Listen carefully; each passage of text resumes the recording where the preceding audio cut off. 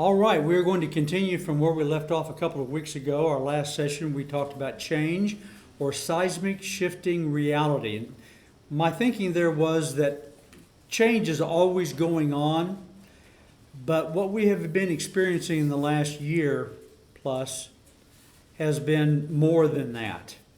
And we began to look in Revelation 13, and we saw, let's just look at Revelation 13, beginning in verse 11. So we're well into the tribulation time. And John says, "And I beheld another beast coming up out of the earth, and he had two horns like a lamb. But he spake like a dragon. And he exerciseth all the power of the first beast before him, and causeth the earth and them that dwell therein to worship the first beast, whose deadly wound was healed.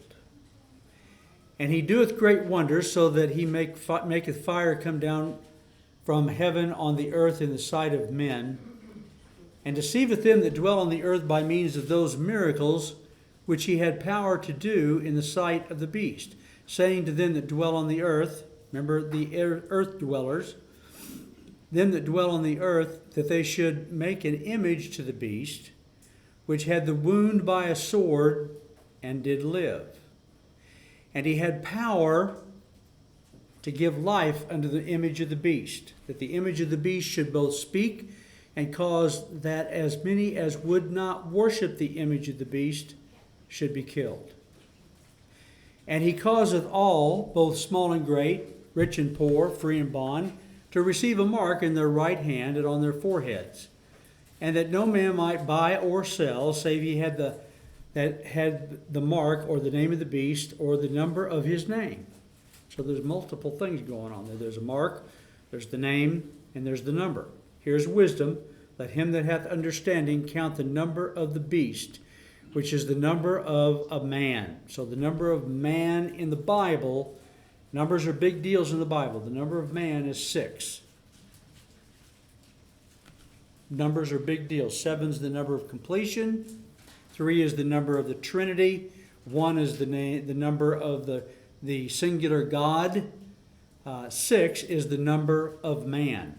And so this man that is coming, his number is 666, or the famous 666. Just not quite 7. So that's where we were a couple of weeks ago. And I want to remind you, all the way through our study since about last fall, there have been 3 recurring reminders that I have given you. Okay, so you should not be discouraged. You need to note these things. Number 1, I've told you over and over that all of these things that are happening in our world that are coming to pass just in the last year or so, all prophetic events do signal that the rapture is near.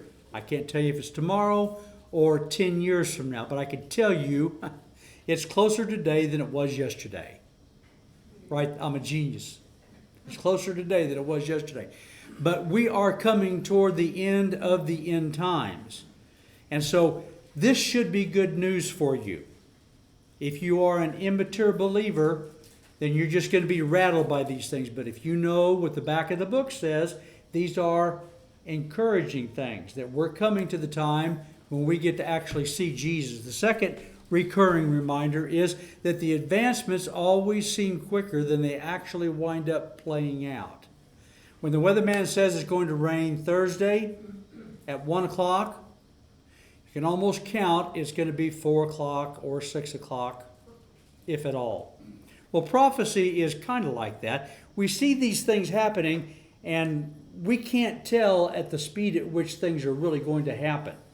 So don't freak out too badly, because the things that we see coming together, they're going to come together a bit slower than you think. So when we talked about that in detail with the Great Reset, the Great Reset is where and if you haven't studied that, I haven't got the time to go into it now, the powers that be in the world, working, that man behind the curtain, pay no attention to him. Those people, They're moving us towards a great reset, a common currency, a one world government, a one world religion. All those things are coming, but they're coming slower than you think. So just don't freak out about that. The third recurring reminder that I have given you, things are not out of control from a heavenly perspective. They are right on target. They're right on schedule.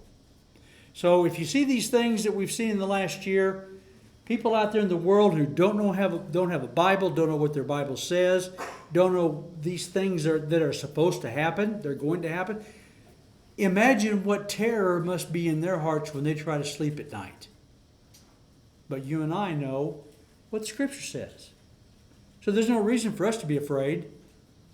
Things are right on schedule. So tonight, I borrow a term from gaming. How many of you know what it means to level up? Really? Seriously? 3 of you? Okay. Level up is when you have achieved a certain level in the game and you're ready for the next challenge. So that's where we are, I believe, in this world prophetically. We're about to level up to a whole nother level of challenging God. And that's what the Antichrist is going to do. He's going to challenge God. And we're going to read this in 2 Thessalonians 2, 3, and 4 in just a moment. But the essence of what I want us to see is showing himself that he is God. You see, the Antichrist is empowered by Satan. And Satan is a genius. But he's insane. Bingo. He is smarter than you and I put together. But something about his evil has caused him to be totally insane. And that's a bad combination. Some super criminals are evil and really smart. And that's a bad combination. Smarter than the cops, smarter than the system. And that's a bad... So the Antichrist is going to be the epitome of that. So in 2 Thessalonians 2:3, we begin, "Let no man deceive you by any means, for that day shall not come except there come a falling away first." So that's the apostasy of the church. Apostasy means the church once stood on the foundational doctrines of the Bible, but now has moved to an apostate position. That is, they no longer believe those things that were true 100 years ago or 200 years ago in Christianity. Those things are still true, but many a church has moved away from that. And sadly, the Southern Baptist Convention is being greatly affected by it. Our convention, many of the leaders are becoming woke. And it's going to destroy us worse than Calvinism, I'm afraid, ever did. So there's going to come first the falling away. We are watching that come to pass now. That's good news in that it's bringing us closer to Christ coming for the church. But it's bad news for the church. And that man of sin, that's one of the titles for the Antichrist. And he's got a whole bunch of aliases. And we're going to look at that before we get done. But one of his aliases is the man of sin. Wouldn't you love to have that as your title? I am the poster boy for sin. And of course, at the root of it, sin is rebellion against God. The first sin that Adam and Eve committed was rebelling against God. They disbelieved God. They said, well, the serpent must be right. This is good food. We'll eat it no matter what God says. And we won't die. That's what the devil told them. That's what the serpent told them.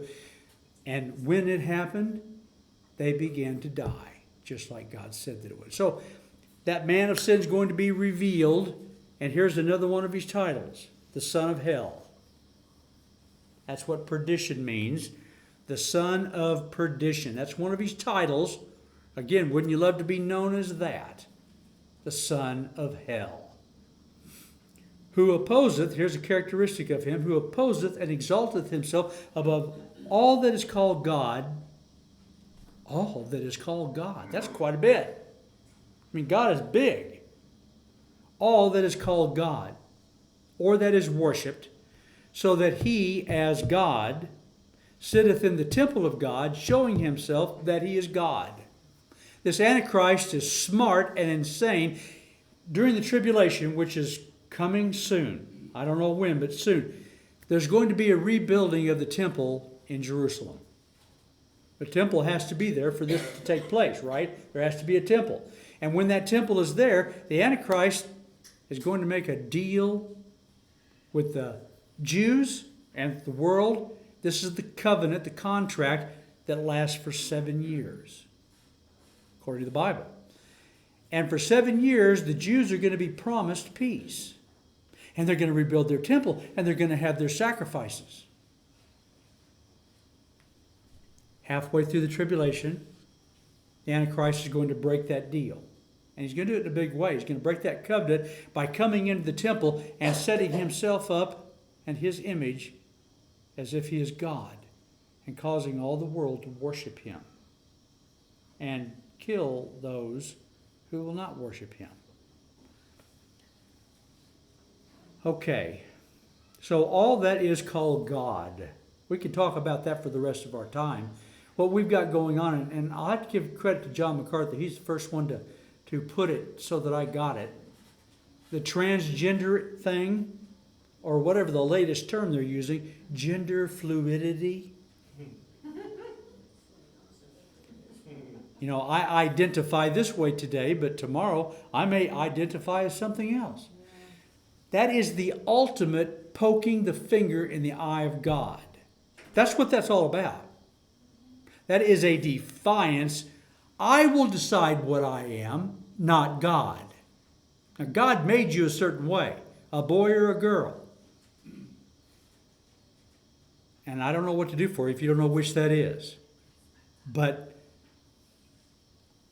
this whole thing is the ultimate rebellion against God. This whole gender fluidity thing has Satan in its background. That's what's moving it. And it keeps getting more perverse all the time. But I want you to connect this up. Jesus in John 17 prayed the longest recorded prayer that he had. And Jesus prayed in John 17, verse 12, something I want you to notice. You see it underlined. While I was with them in the world, I kept them in thy name. Those that thou gavest me, I have kept. And none of them is lost except the son of perdition, that the scripture might be fulfilled. Now, who was the son of perdition? Judas. One of them was a devil from the beginning, Jesus said, and that was Judas. So I don't know everything this means. But and I shouldn't even say because I don't know. But the same title is used by Paul for this son of perdition, for this Antichrist, that Jesus used for Judas, leading some people to believe that this Antichrist is going to be Judas all over again. Well, so what are the characteristics we could draw from that? Judas was a disciple. He ate and slept and functioned with Jesus daily. Seemed to be a holy man. And yet he was a backstabbing son of perdition. So whatever else we can take from that, I think what we can draw from that is that the son of perdition that's coming, the man of sin that's going to be revealed, the Antichrist, is going to be devious. He's going to be slick, silver-tongued, good at what he tries to do. In Daniel 2:43, so we're going to be talking about this man of sin that's going to be revealed in some detail. We began last week talking about aliens, not last week, 2 weeks ago, aliens and artificial intelligence. And so we're continuing that. We're going to talk about artificial intelligence. You remember a couple of weeks ago, if you were here, we talked about aliens, which of course are not aliens at all. They are demonic fallen angels. Daniel 2:43 says something, it may be the most fascinating verse in the entire Bible to me.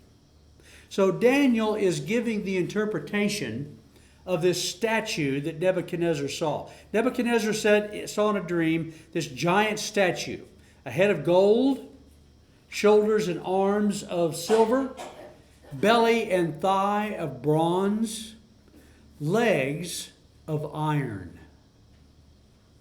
Now, that corresponds to the characteristics of the world empires that came. This is something that we know.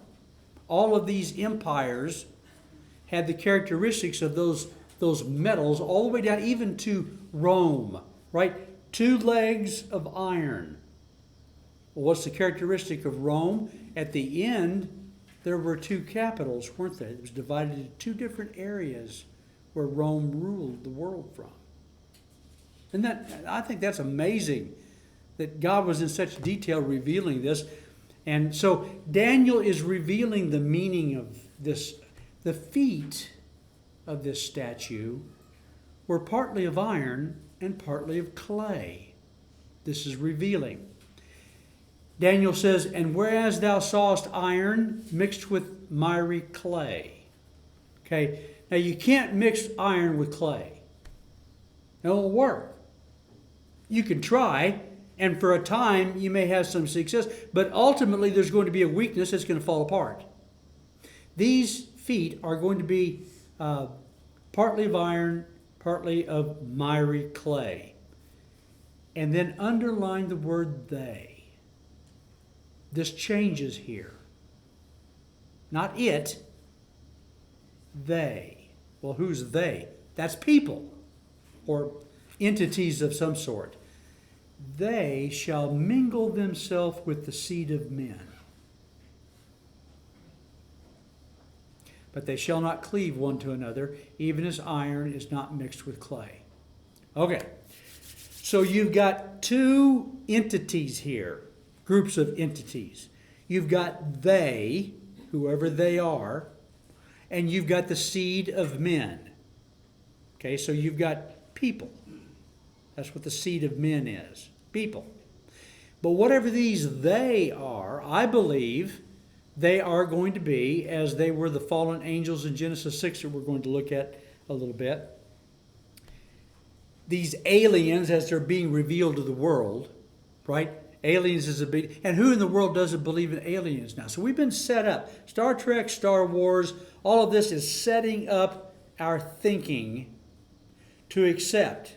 And I never get tired of telling you what the Vatican said. 2 or 3 years ago, they were asked the question. Now, not the Pope, but the Vatican was asked the question by the press. If aliens come to the earth, will they have to be saved by the Holy Roman Catholic Church? The Vatican said, we'll get back to you. When they got back to them, they said this. When they come, right, not if they come, when they come, they will show us the way. So that's just one of a dozen data points about how we're being set up, not you and me, but our world is being set up to think a certain way. And these aliens are going to come. I don't know how and in what way. They're going to come. And when they do, they're going to be revered and they're going to be exalted. And somehow they're going to tie into all this. They shall mingle themselves. That's sex. That's offspring. They shall mingle themselves with the seed of men. But it's not going to work right. What's the biggest thing people are scared of with the vaccine? Well, dying, yeah, that'd be a big thing, wouldn't it? Now, the big debate is, and it was early on, so this is an RNA thing. It's different from all the other vaccines that we've used. This was actually developed a very long time ago, back in the 80s. I was reading today the guy that was primarily the concept that this came from. And the big fear was that this RNA, not DNA, but RNA. Okay, so this is mRNA. This RNA is going to change our DNA if we take the vaccine. Now, I don't think it does. I don't think it's possible to do that. I don't think you can change your DNA. But what do I know? Anyway, you see my point. That's the fear that people have.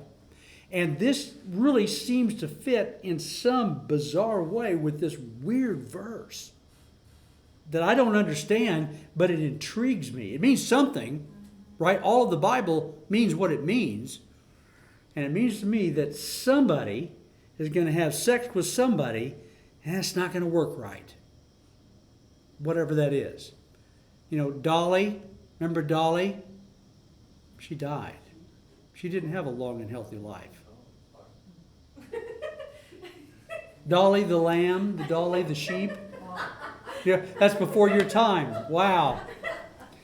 Okay, so one of the first forays that scientists made into gene splicing and DNA manipulation was they came up with this sheep. Her name was Dolly, that they had manipulated her DNA. Okay, anyway, don't get distracted by that. In Daniel 11:37, we have a little bit of a description about this Antichrist that I believe fits into this. Neither shall he regard the God of his fathers. Some extrapolate from that he's going to have Jewish origins. Others extrapolate, no, it's going to be Gentiles, and there's all these gods. I was talking to my granddaughter last night when we had our family devotion. I said, there's a religious leader in the world that has a hat that he wears that looks kind of like this.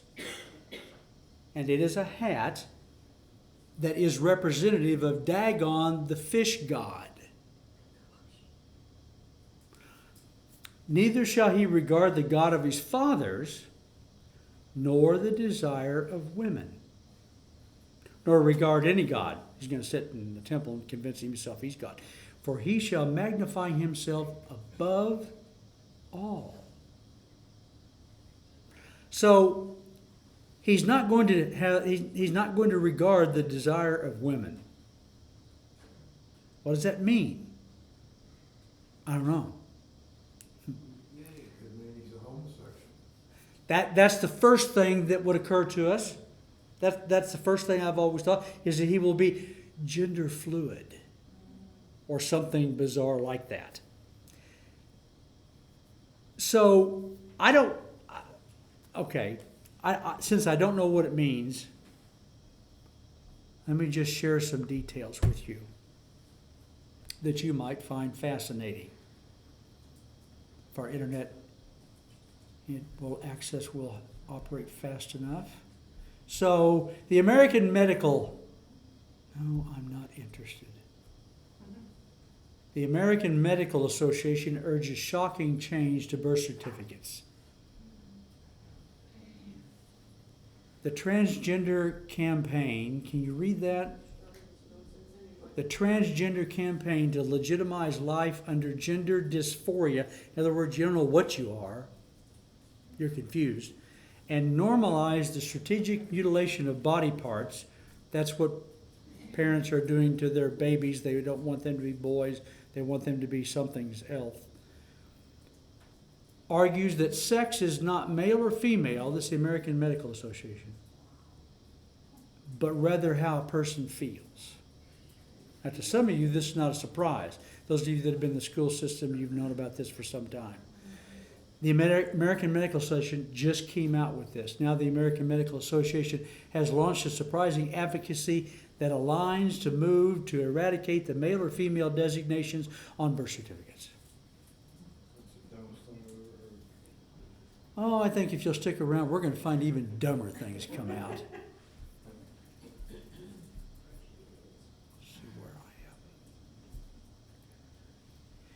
Genesis 3:15 takes us back to the beginning. So I wanted to lead you to think a certain way as we come to where this all started. In Genesis 3:15, of course, we have that chapter where Adam and Eve have sinned, and God says to Adam, as he's walking in the garden, he says, Adam, where are you? And remember, in the Bible, questions are never for the benefit of God. God didn't need to ask where Adam was. God knew where Adam was. Adam was in the bushes hiding, Adam needed to think about why he was in the bushes hiding. God didn't need to think about it. God wanted Adam to think about it. So in Genesis 3:15, we have God meting out the curse because of what they did. He's talking to the serpent, and he says, "And I will put enmity between thee and the woman, and between," notice this, "thy seed and her seed." So we've got two seeds. Okay? And they're plural, they're singular, they're not plural. So the seed of this woman is a prophecy of the coming of the Redeemer of the world, Jesus. In fact, Paul referred to him over the book of Romans and 1 Corinthians 15. There's the first Adam, which was Adam, but Jesus is referred to as the last Adam. The second Adam, the last Adam. So you've got the first one, but you have the final one, which is going to be Jesus, and that's the seed of the woman. Jesus, when the time came, he was born of a woman, born in a manger, and he was a historical figure who lived and died on the cross and resurrected 3 days later. But the seed of the serpent, nobody even wants to think about that. I don't want to think about that. But evidently, there's coming a day when they shall mingle with the seed of men. There's going to be something sexual going on, and out of that is going to come the Antichrist. Probably already been born. Now, before you get too freaked out about that, I've said this for a long, long time. Everybody said, could this be the Antichrist? Could that be the Antichrist? People asked me when Obama was elected, is he the Antichrist? And my response was, no, Obama's not the Antichrist, but I suspect they're friends. They probably know each other. There's probably some world leader on the scene. I don't know that. I don't know anything. But there's going to be a human being who's going to be the Antichrist. But that particular human being really doesn't matter an awful lot because they're going to be filled with the devil. They're going to be inhabited by the devil, so any warm body will do, right? So I don't get too obsessed with who that Antichrist might be. It'll be revealed in due time, but I'm going to be gone before that. So I will put enmity between thee and the woman, and between thy seed and her seed.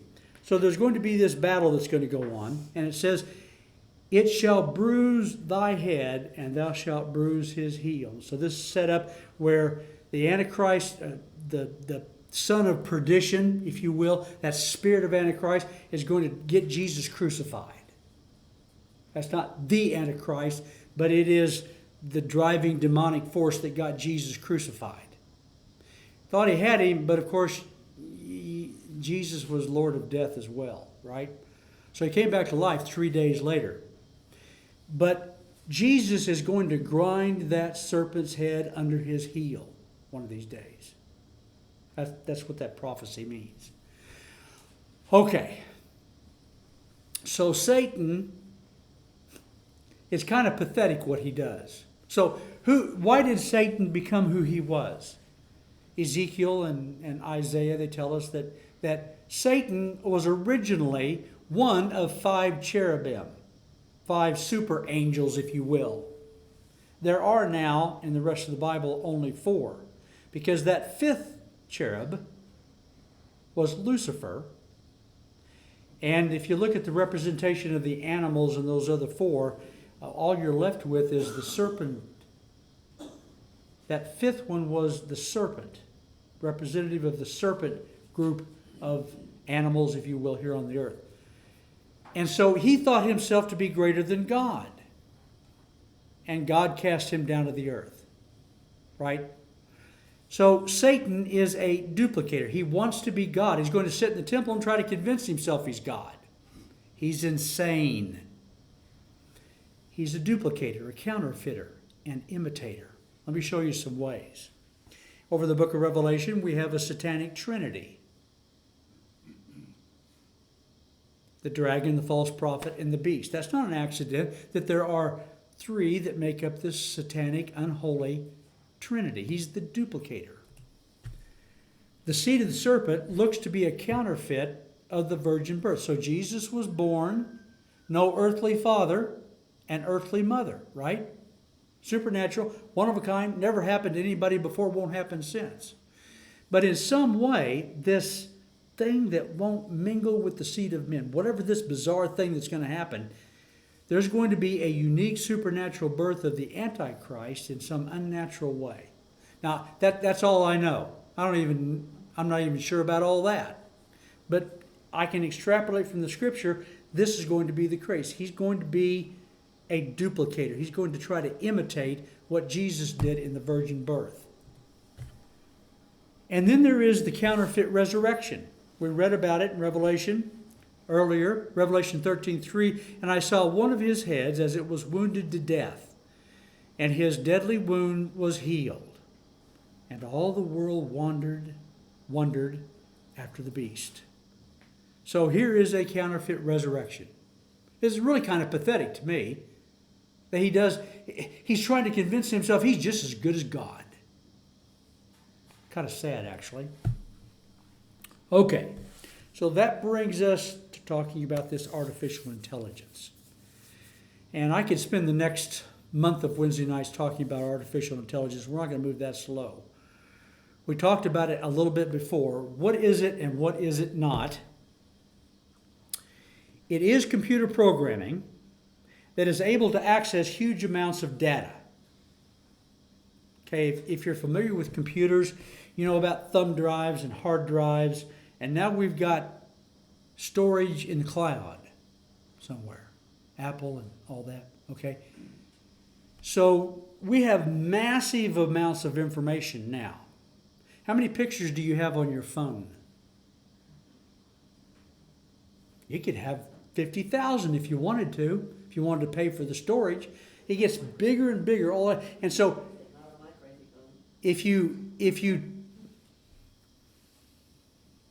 so we've got I think 9 cameras here at the church. There's one right up there that's watching you right now and recording everything. But it's really low quality, so it can't see if you're missing a tooth or something like that. But they're all over. Okay, and we have our system password protected. The people that put our system in, when they got it put in, I said, one last thing. I want a strong password. And they said, okay, most people just leave it admin, but if you want a password, okay. And that's, most of the cameras out there probably like that. So anybody looking around on the web can get into these things just by typing in admin for a password. We have a strong password here, and probably nobody can access our cameras and the recordings that we got. But all over out there, how many cameras recorded you as you came to church? I'll bet it was no less than a dozen. Captured some part of your car or you as you came to the church. And there, you go into a store, it's being recorded. Now, you've got to expand your mind. You take that, okay, that amount of data. If some super intelligence is able to get a hold of that, they've got access to all those cameras. Now, conceivably, we couldn't do anything with that much information. That would just overwhelm us, but not artificial intelligence, because we now have that fast supercomputers that it can handle that information. Add to that every click you make on Facebook. When somebody puts on Facebook, I can't even think now, some goofy, silly thing that they want you to participate in some game on Facebook, some thing. You know, respond with, you know, what's the oldest child that was born standing on their head or something. You know how every bit of that is recorded by Facebook. Okay? So if you begin to expand your mind, this information worldwide is gargantuan. And so far, it's not all tied together into any kind of a unity. But when this thing of the tribulation comes along and this Antichrist has access to this and is able to tie this with artificial intelligence together, they're going to know whether you bow down and worship that image of the beast or not. So, at this point, so far as I know, it currently cannot do anything on its own but simply follow the programming and the setup protocol of the designers of it. Now, I say that because I'm pretty sure I don't know everything there is to know about this. Whatever a person knows about these things, the military and the government is already way far beyond that. What if we could find a way to marry the physical of the AI to the supernatural element with the spiritual layer? Like the seed of they and men, miry clay and iron. Okay, there's going to be something going on where this is all going to be tied together. Satan's goal, we know from Genesis chapter 6, where it says that the sons of God and the daughters of men got together. Sons of God is a characteristic only of these fallen angels. Over in the New Testament, sons of God is a term that's only used of believers. In the Old Testament, it's only used of angels. In the New Testament, sons of God is only used of those who have been born again in Jesus Christ. So there's a huge distinction there. In the Old Testament, the sons of God are these fallen angels. And the design seems to be that when these angels made this incursion into physical reality, their design was to try to stop the messianic bloodline. Noah, the scripture says, was perfect in his generations. Okay, that's deeper than just some nice thing that you say about somebody. That was actually a genetic statement. Noah's family had not been impregnated, had not been defiled by this angelic incursion in some way. The genetic material of Noah was pure, and from that, God would be able to continue the messianic bloodline and Christ be born one day. So the devil's intent was to stop the bloodline and bring a lot of evil wickedness to humanity. And that's going to come back. There's going to be a recurrence of the Nephilim. So, what they call that today is transhumanism. Or as I like to call it, and they do too, Human 2.0. First version wasn't too good. That's you and me. Human 2.0, they're going to have hearing aids, and they're going to have bionic eyes. Anybody remember the $6 million man? Well, that's a $6 billion man now, but that's a whole other story. So they rebuilt this guy. Well, they're doing that now. They're rebuilding humanity, and they're giving superhuman powers, literally super strong powers. And they think this is a good thing. I find this a fascinating comment. Arthur C. Clarke gave us 2001: A Space Odyssey, right? So he was a science fiction writer. He said, it may be that our role on this planet is not to worship God, but to create Him. The more and more I know about Star Trek, that was all about, so live long and prosper. Right? Did you know that's an Aaronic blessing? That's a Levitical blessing. Leonard Nimoy saw that as a child. Okay, probably innocent enough, but there's a lot more to that we could study. I'm not going to do that tonight because our time is all gone. Let me just tell you that there is more to come, and we may not get to it because the rapture may happen. Wouldn't that be great? We're getting closer and closer and closer. Things are shaping up wonderfully. And it's really astounding, the things of the Bible, as we see them coming together right around us. And that should be an encouragement for you. So we'll study more about this next week. But for the time, we're going to have to stop.